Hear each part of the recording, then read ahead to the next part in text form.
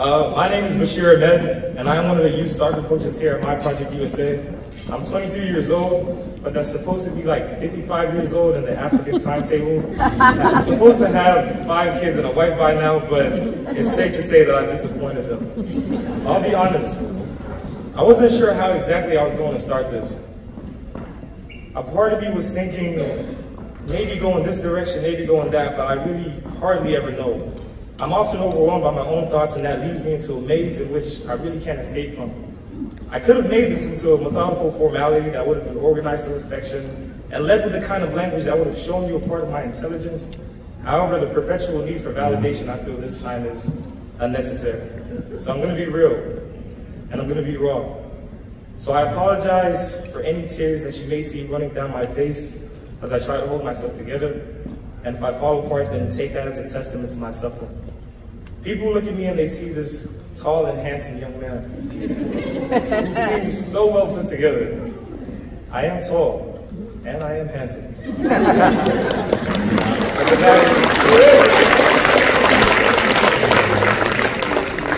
But the latter isn't true. The focal point of this speech is about resilience, and unfortunately, life has chosen me to be an example. Now, of course, I can give you the practical definition, but I did say I would be real. So I invite you all into my experience. Resilience to me has been experiencing my first introduction to death at the age of 17. My beautiful baby brother, who I love so dearly, drowned at the age of 14 years old. Anybody who knows me understands the love I have for my family is greater than any love I have for myself. It was precious and innocent. He had the kind of smile that was warm and filled with so much excitement for life. He was my best friend, and the pain of his loss is with me every day, and it sits heavy in my heart. I lost him at a stage where I was just a boy who was so afraid of the world, but I had no choice but to be a man in order to survive in it. Resilience to me has been experiencing my second death a year later, at 18. My uncle and his children died in a tragic house fire, and it shakes me to my core. I lose my mind and then I lose myself. At this age, I've become so afraid of getting any older because I'm cornered by the idea that the more I live, the more I'm meant to suffer. A few months later that same year, my mother gets hit by a car and nearly loses her life. And my cousin Ali is shot and tragically killed. I'm left in pieces, caught between confusion and suffering while trying to mend the hearts of those closest to me, because as I said, I love my family more than any love I have for myself. So I don't grieve. Instead, I remain as a pillar of strength. I continue to be a son for my mother to lean on as I see her dealing with the pain of losing a child. I see her broken and consumed by anguish. I continue to be a friend to those who love my cousin as their own family. And I continue to be a brother to my baby sisters who ask me every day where their brother is or if he's coming back. All while I descend into the depths of despair, alone and afraid. But I choose to fight. I fight every single day, and every single morning I get up and wipe away the silent tears so that no one can see, and I push forward. I go to school every day until I graduate. I make it to college. I get my first real job. I get my own car. And I smile through all these moments, regardless of how lonely I may feel in my mind when the day is over and the night has come. I found a way to dream again, but I can attest that it wasn't easy. My mind had been devoured with the sadness that felt as if it was now a part of who I was and what my life was to be. It was debilitating. The fear and the ambitions, the fear and the constant anxiety turned my life into a nightmare. I lost motivation and all my ambitions faded because I was so apprehensive of being happy again. I forced myself to deny my own reality in hopes of escaping my misery. I was thrust into these dissolving perspectives of old passions, and the manic assembly of my darkest imaginations bled into my life, causing hysteria amongst the hallucinations.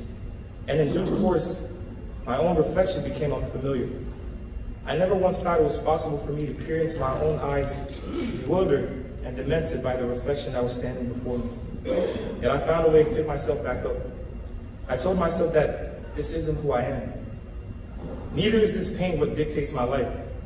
I stand before you now, aware of my suffering, and I smile at you all knowing that I survived. Not only have I persevered through the tragedies I faced, I fought against who I am. Being a Bantu child growing up in the inner city of Columbus was yet another challenge. We never had the money nor the resources like my Project USA to help us find a standing in America.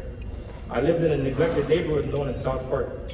It wasn't a place that nurtured, it was a destructive environment, full of all the elements that intoxicate the minds of the youth. My mother didn't have any connections to learn about these opportunities to put us in better situations, but she worked hard to make sure there was food in the house and a place for us to stay, and I thank her every day for that. My father wasn't a father, and the only thing that kept me away from the toxic fumes of my surroundings was a rec center nearby. That place saved my life, and the man who mentored me, known as Mike Tileki, or Mr. T for short. Every day that I come to work now, I realize how special this place is. The center we have now is a reflection of the one who helped guide me towards a better path. I see how special this organization is and its limitless potential for change. That comes from the fact that the people who work in this organization are just as resilient as I've had to be, but in their own ways.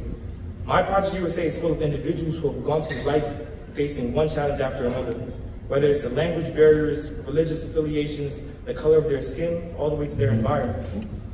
Every person I've met here has a story, and it has turned them into powerful people. Resilience is J, a person I can now call my brother who's dealt with such a heartbreaking tragedy, but has continued to work every day to help lead these kids into a better life. Resilience is Katana Mullen, a woman with perhaps the kindest heart I've ever met and the sweetest soul, who works so hard to make sure many of these young boys and girls have a smile they can see that can fill them with love. Resilience is Nasir, Speedy, Neymar, Muna, and Matt. And last but not least, Sister Zerka. A woman who is an inspiration, a genuine character, who has fought for years as an advocate. She's a mother, a sister, and someone I can now call a friend. She has dealt with so much against her, so much pain has been inflicted on her for trying to help others. However, she still fights. Still, she remains focused and determined to find a way to continue. Because she believes in these communities, and she believes that every single one of these kids deserves to want more from life. These are people who I can say know what this word means. We are all going to have our moments. The struggles may appear in different forms, but the best thing to do is to trust yourself. Hope and understand that the ease will come, but you must stand in spite of everything that knocks you down. You must aspire to find your way. Strength isn't about surviving, it's about finding a new way to live, a new way to love, and a new way to build yourself the happiness you are entitled to. However, we need help. We require more individuals to support My Project USA so that instead of just commending the resilience, we empower growth. We sanction change and we commission for a better way of living for all these families, not only in Columbus, but across the United States. I applaud every single one of you who have survived and carried the wounds of your war with life. You are all incredible individuals who inspire, what's the word? Resilience. Thank you.